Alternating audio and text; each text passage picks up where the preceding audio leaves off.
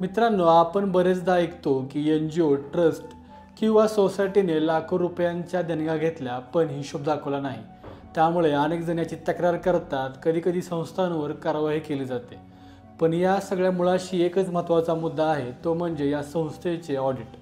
आपण आज या गोष्टी जाणून घेणार आहोत की जर ऑडिट केलं नाही तर त्याचे किती गंभीर परिणाम होऊ शकतात। सगळ्यात आधी हे जाणून घेऊया ऑडिट म्हणजे काय। ऑडिट म्हणजे संस्थेचा आर्थिक व्यवहाराची तपासणी, म्हणजे संस्थेचे income, expenses, assets and liabilities हे स्वतंत्र ऑडिटर किंवा सीए करतो। उद्देश फक्त हिशोब तपासणे नाही तर पारदर्शकता म्हणजे ट्रान्सपरन्सी आणि जबाबदारी म्हणजे अकाउंटेबिलिटी ठेवणे आहे। मित्रांनो, ऑडिट करणे हे कायदेशीर बंधन सुद्धा आहे। आपण जर एखादी संस्था, ट्रस्ट चालवत असाल तर ऑडिट करणे अत्यंत महत्त्वाचे आहे।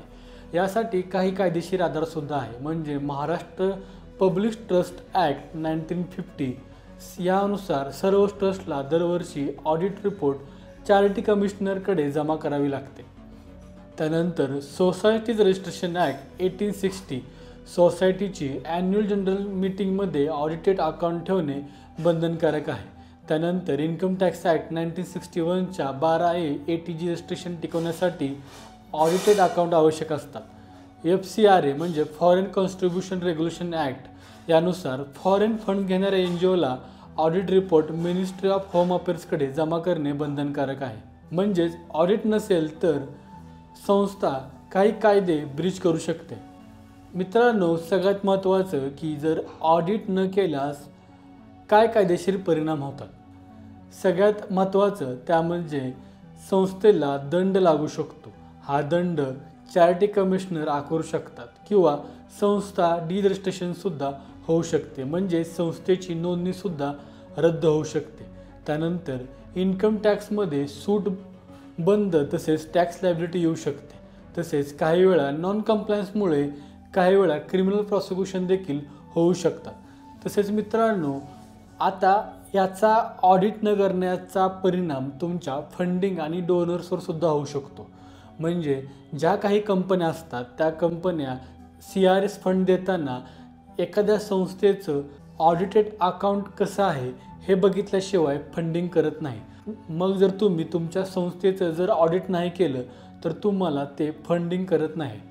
त्यानंतर फॉरेन फंडिंगसाठी सुद्धा ऑडिट कंपल्सरी आहे।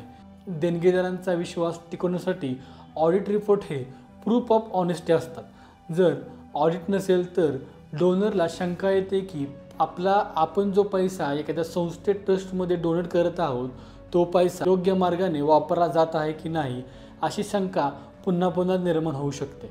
मित्रांनो, याचबरोबर काही प्रॅक्टिकल समस्यासुद्धा आहेत। म्हणजे जर आपण ऑडिट नाही केलं तर आपल्या संस्थेचं इंटरनल मिसमॅनेजमेंट वाढू शकतं, ज्यामध्ये फ्रॉड, करप्शन, कॅश मिसयूज लक्षात येत नाही। तसेच ग्रँट आणि डोनेशन मिळाल्यानंतर युटिलायझेशन सर्टिफिकेट देणं अवघड होतं। मीडिया आणि लोकांच्या नजरेत संस्था बदनामसुद्धा होऊ शकतो। तर मित्रांनो, आपण पाहिलं की ऑडिट न केल्याचे परिणाम फक्त कायदेशीर नाही तर सामाजिक आणि आर्थिकही आहेत। म्हणूनच एन-जी-ओ किंवा ट्रस्ट चालवत असाल तर दरवर्षी ऑडिट करून घ्या। हे तुमच्या संस्थेच्या विश्वासार्हतेसाठी, पारदर्शकतेसाठी, कायदेशीर सुरक्षेसाठी आवश्यक आहेत। ही जर माहिती उपयुक्त वाटली असेल तर व्हिडिओला लाईक, शेअर करा आणि आमच्या चॅनलला सबस्क्राईब करायला विसरू नका। धन्यवाद।